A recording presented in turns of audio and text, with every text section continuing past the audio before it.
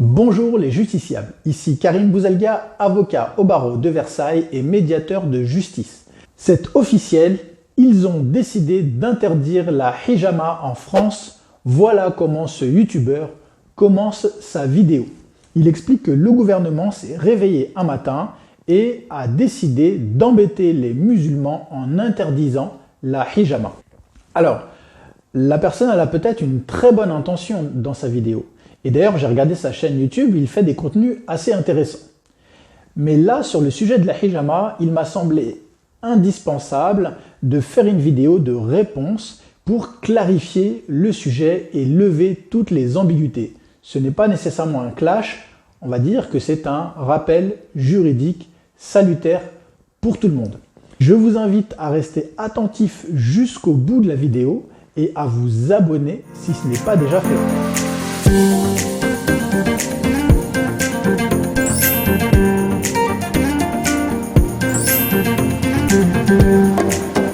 Hijama, ventousothérapie, cupping thérapie, quoi qu'il en soit, c'est une pratique ancestrale que l'on retrouve dans l'Égypte ancienne, que l'on retrouve en médecine chinoise, traditionnellement que l'on appelle la saignée, et cela consiste à aspirer la peau avec une ventouse placée à des endroits bien précis dans le corps humain et à faire sortir le sang par un phénomène de succion.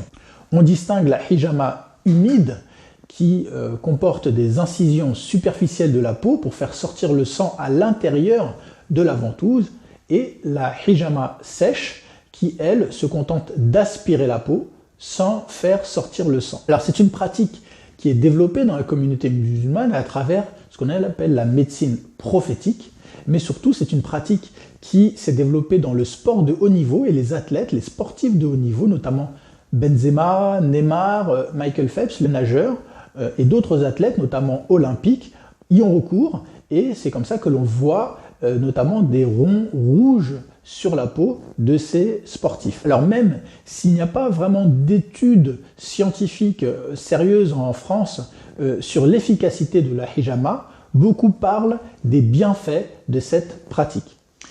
En réalité, la hijama pose deux problèmes. Le premier, c'est les dangers liés aux abus de certains praticiens. Certains praticiens autoproclamés, thérapeutes en tout genre, sans qualification, ont pratiqué la hijama dans des conditions déplorables, notamment pas d'hygiène, pas de qualification, etc.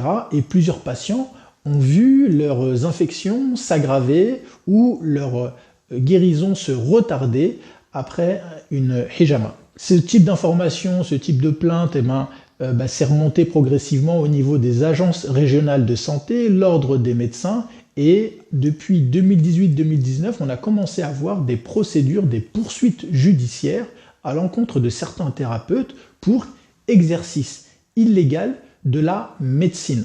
Et le sujet de la hijama est revenu dans l'actualité, notamment le 5 décembre 2023 avec l'affaire de l'Institut Cupping Thérapie à Marseille. Cette affaire a fait grand bruit puisqu'il y avait un médecin et 4 infirmières qui étaient poursuivis. Et je suppose que c'est sur la base de cette affaire judiciaire que le youtubeur Chronique de l'Atlas a cru qu'il s'agissait d'un projet de loi du gouvernement et a pensé qu'il y avait une interdiction de la hijama. Alors c'est vrai que cette affaire a créé un énorme malentendu parce qu'il y avait un médecin qui était poursuivi, il y avait 4 infirmières et donc le public a cru que la hijama était interdite pour tout le monde, même pour les professionnels de santé. Or, cela est faux. Il faut bien avoir à l'esprit que les infirmières, elles, ont été poursuivies pour exercice illégal de la médecine parce qu'elles n'ont pas le statut, le titre de docteur, de médecin pour faire des actes médicaux. Et le médecin, lui, a été poursuivi pour complicité et pour pratique commerciale trompeuse.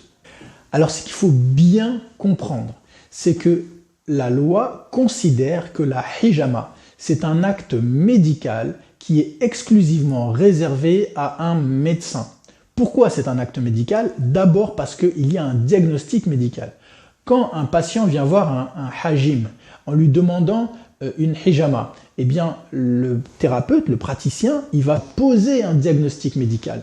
Et en soi, ce diagnostic de santé, c'est un acte qui doit être réservé à un médecin. Il faut bien avoir à l'esprit que un diagnostic de santé qui ne provient pas d'un médecin, cela peut aggraver la maladie ou retarder le traitement ou la guérison d'un patient.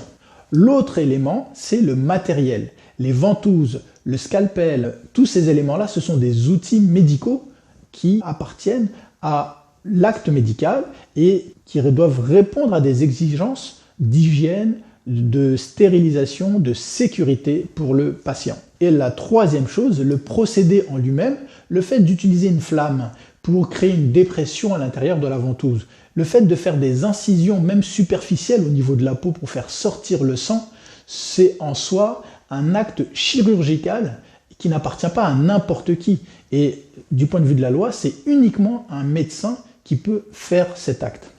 Et pour ce qui concerne la hijama sèche, qui consiste à aspirer la peau, on peut penser que il n'y a pas d'incision, il n'y a pas d'entaille, et pourquoi interdire même cela? Eh bien, il y a un avis de l'ordre des médecins qui a été rendu le 18 mars 2021 et qui précise que la pratique des ventouses étant à ce jour insuffisamment éprouvée et fait courir aux patients un risque injustifié de lésions, saignements, brûlures, etc.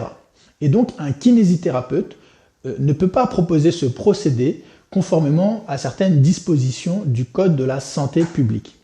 Alors, en conclusion, si vous êtes un thérapeute lambda, une infirmière, un kinésithérapeute, un ostéopathe ou même un interne en médecine, alors oui, pour vous, la hijama est interdite et vous risquez de lourdes peines tant sur le plan civil que sur le plan pénal parce que vous exercez illégalement la profession de médecin. Maintenant, la hijama en France, elle reste autorisée et légale si vous êtes médecin.